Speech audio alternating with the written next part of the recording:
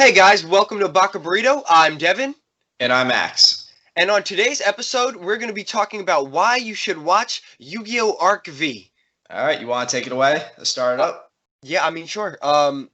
So the reason why we wanted to talk about this is because this is one of the first anime Max and I watched in its entirety, like together. And truthfully, its sub was such a good time that it was like, you know what? That's when we started getting seriously back into the game of Yu-Gi-Oh! And like we played pretty casually before that, but like the series really got us hyped, and like we started going to tournaments after that. We made our decks a little bit better. And then I And kept getting bopped by David and everybody else because apparently I don't practice enough. says the guy who likes it when a main character practices. But here we are. Oh, sorry, we can't all be runner-ups of the Black Rose Cup here. With the coveted silver medal. And this is why I hate him. So jumping Congratulations, though, in all seriousness. well, thank you, thank you. But jumping right on into the video, I think the first thing we'd like to talk about is the fact that this show had all of the mechanics that were in the game up until this point present in the show and actively present. And it's important to note that this is during Master Rule 3 in the real world, which is right before Link monsters came out. So we had full power pendulum, full no link monsters, fusion, synchro, and Xyz monsters were Glory uninhibited. days. Yeah. So Max, you want to talk a little bit about your favorite deck and Master Rule Yeah. 3? Well, Master Rule 3 kind of ended my deck for a No, little no, bit. that was Master Rule 4. Master Rule 4 3. ended my deck, but Master Rule 3 was the golden age of my deck, which was elemental heroes or just heroes in general. When they incorporated this card called Mass Change into the cards, oh man, did I have a fun time because I could just rapid fire hit Mass Change, Form Change, Mass Change, Form Change, Form Change, and just win. And I will never forget, like, there was a point when I was playing in a tournament where I was playing this one guy, and he's just like, all right, you done with your attack? Nope. Form change. Yeah, change. Afterwards, he's like, yo, is there a rule from, like, at the end of the game, like, he looks at Devin and is like, is there a rule that says I can't kill him? Like, and I like, was this like, you man, weren't playing me. Don't ask. he was mad, but, like, people were getting so mad at me at the time. But yeah, so that's the thing. Arc V happened at like such a pivotal point in Yu-Gi-Oh! Where the show really kind of reflected real life because of the fact that there were people running whatever they wanted. There was a character running Constellars, which is an Xyz-based deck. There was someone running Gem Knights, which is a fusion-based deck. There was someone running X-Sabers, which is a synchro deck. Running you had the main- Fluffles, which is one of your all-time favorite decks. Absolutely true. Running absolutely Heroes for Me, which is, once again, one of my all-time favorites. And They were so, Super Quantums, but and so that's not something we get a lot in the Yu-Gi-Oh series. Like, we normally have it where it's, one mechanic throughout the whole thing, which, it's nice. It's nice, everyone playing the same mechanic. But it does kind of get old. It's like, well, if they were running an Xyz monster, they would have an out to this. Or if they were running a Synchro monster, they would have an out to this.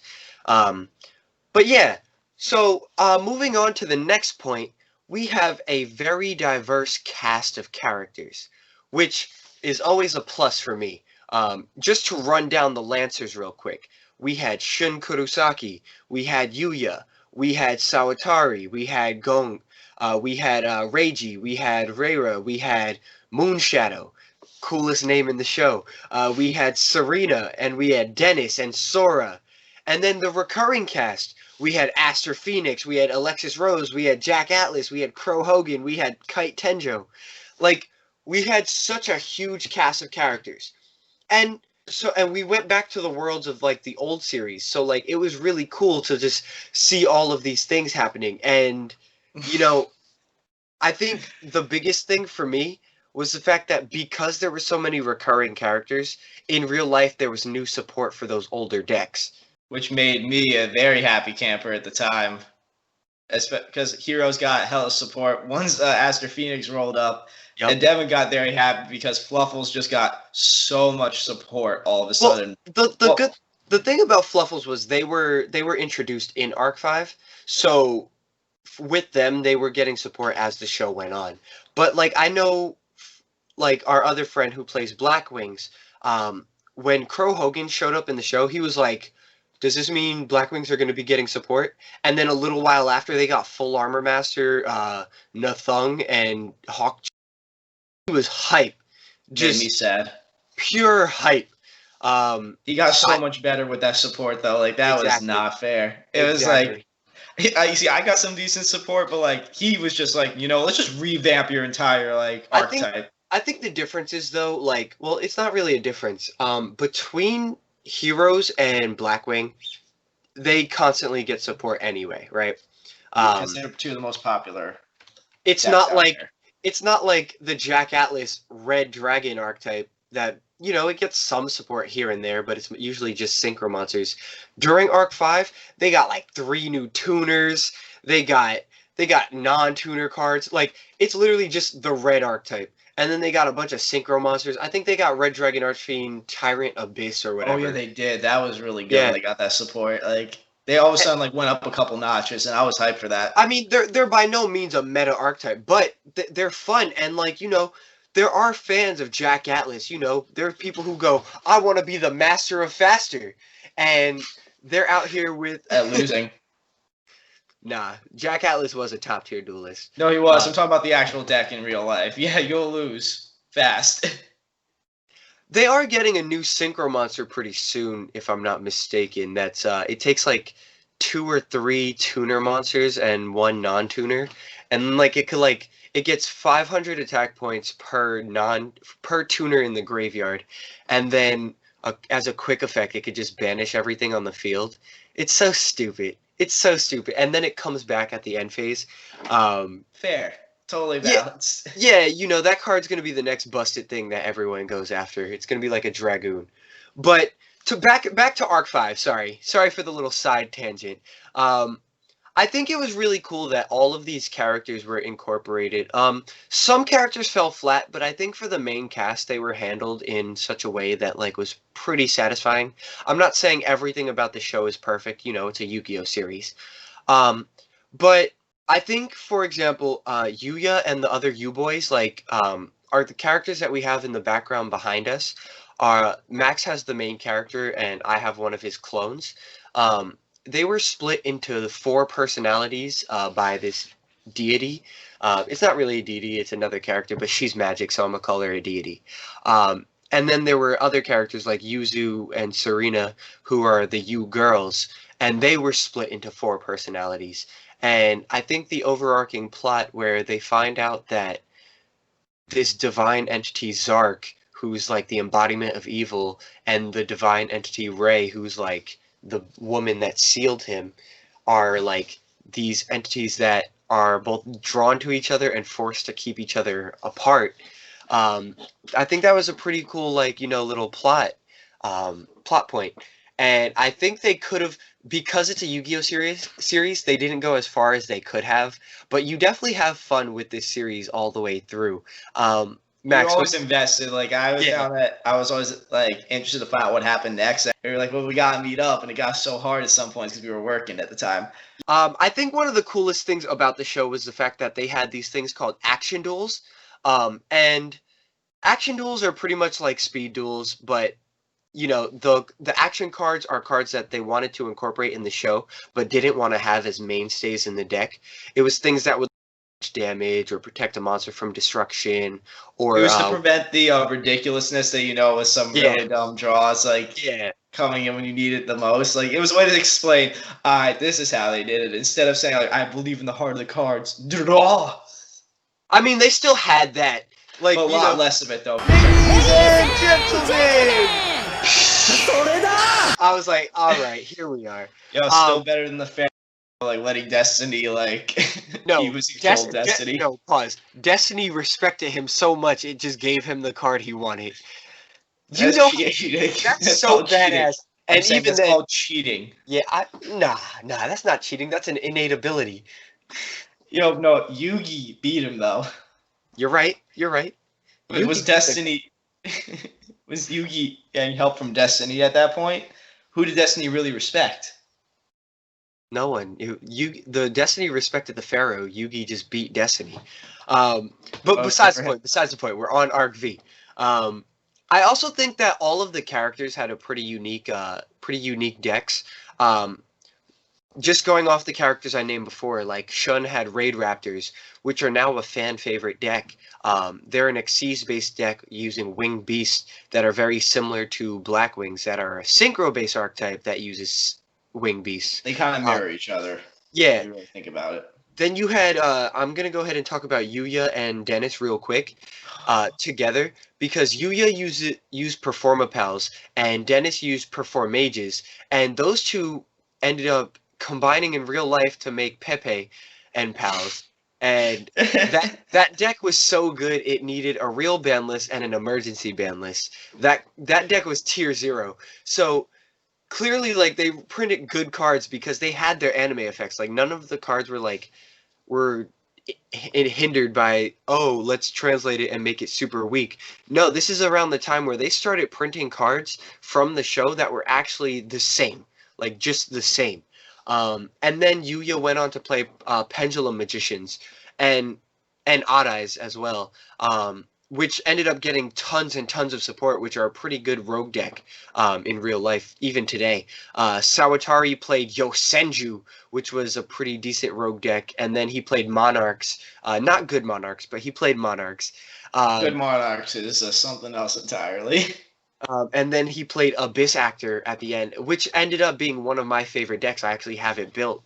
Um, Gong played Super Heavy Samurai, which I know is a fan favorite deck. Reiji Akaba played DDDs, which I know there are so many big brain players that are like, yo, if we got this back when they were top tier, like because they didn't get their structure deck until after Master Rule 4, which was kind of rough. Although I Um, did play DDDs, and you said big brain people, but hold up, I wasn't big brain, but I played DDDs. and how'd you like them? Go boom. It was fun. It was honestly that deck was a fun time. It made me think actually, which I hated, but there were a lot of different plays you can make out of that, which was a good time. I think that deck specifically really benefits from creativity. Um, I also like Reira, who never got his deck printed. It was CC, the capture card Oh, deck. that would have been such a cool deck to make. Or copy capture or something like that. It's a rough translation. But either way, when he played a card, he would copy the opponent's monsters and stuff, and then his cards would do that, and then he could fusion Xyz and synchro with them based on the card type the opponent was using. Um, then you had Moonshadow, who was Reira's watcher, and he played ninjas. It wasn't great, but like it was fun. You watched the ninjas do like shadow clone jutsu. It was like, It had a okay, couple good exceeds in the deck. yeah, exactly. You had Sereno with Lunalight, which ended up being a top tier deck recently, because none of their cards are once per turns, because fair. Um, Who needs balance, right? Exactly. And then you had Sora with Fluffles. It's just iconic. It's iconic. It Um, really is, though. I think the best part about it really is that it's a fun show. None of the stuff is like inherently crazy and wonky. I mean, it's a Yu-Gi-Oh series, so you Until you get to expect the end. exactly. You expect yeah, when a certain Sword. character has 16 on one duel and wins. I'm just saying they're like, huh? I know. Like you should Honestly, take what? listen, that was honestly one of the most badass moments of the show. Um, He did win though, and I was just like, and like just think that there was nothing I could say where I was like, you know what? In the rules, it would work. yeah, Like I was just like, like you have to draw literally the perfect hand, and they, yeah, exactly. Like and you're pray for saying, no hand traps. Hand traps would have messed his play well, up. there were no hand traps. That's the thing. They did abide by the rules of their series. So that's another respectable thing about it. Like I know that sounds like the bare minimum to be praised, but when you're in the business of watching anime and making a podcast about it, you really come across things where it's like, that doesn't make much sense. You just blatantly disregarded the rules of your series. But with Yu-Gi-Oh, at least they stick to the rules of their series, which right? is more than I Yeah. could say for other Yu-Gi-Oh series. Not gonna name any names. I mean, for the I most part, technically already did by for saying Yu-Gi-Oh. for the most part, DM first part didn't, but like after that they kind of do, except for on the filler arcs. Uh, What are we talking about? Capsule Monsters was fire. no, I will say Waking the Dragons was probably the best filler arc in all of Yu-Gi-Oh. Oh no, I had a Um, fun time with that one because oh, I I like I would actually wanted to build that deck, and then I looked it up, and I was like, "Oh God, this is awful." No. you did want to build the Dragon Knights. That's Yeah, and then funny. I looked at how to build it, and just looked at the game, like the mechanics of it, and I was like, even me with my limited understanding of dueling mechanics was like, yeah, there's no graveyard support here. There's no spell support really. Like I can't get anything back once it's in the graveyard. Like once I play like my 6 cards in hand, like that's it. Like if I get this board wiped, I lose. All right. And on that note, our reasons why you should watch Yu-Gi-Oh! Arc 5 are because of it has real-world dueling mechanics, it has fun and interesting deck interactions, the cast of characters is very likable, and honestly, overall, the show is just really fun. Max, did you have anything else to add? Yeah, all I would really have to say is like I really just like how they bring back characters from other series into the show because for me it's like every series I'm like I know these worlds are technically like everything's connected and I didn't know like these were a whole universe thing but which is a whole other theory on itself. But Yeah, at the time like when I was watching all the other series I'm like why isn't Yugi Moto the king of games? Well, he was mentioned in the GX series, but yeah. why isn't he like mentioned in like any of the other series like that much or like why isn't like Jaden Yugi or Judai, however you want to call him, is not mentioned that much like in any of the other series. And I'm like, he was a elite duelist. Well, I think So the thing with Jaden is he actually never went pro in canon. Jaden kind of just like after he graduated, he went on a soul searching journey, and then Yugi, they paid homage to him in all of the series. But that's the thing. You're right.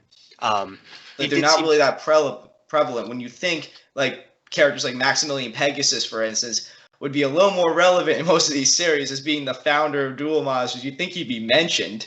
so. Again, we've been Baka Burrito. I'm Devin. And I'm Max. Leave a like and a comment down below, and go ahead and tell us what kind of shows you would like to see next on Breakfast Burrito. Have a And good one. also mention to us down below what kind of deck you like to run. Have a good one, guys.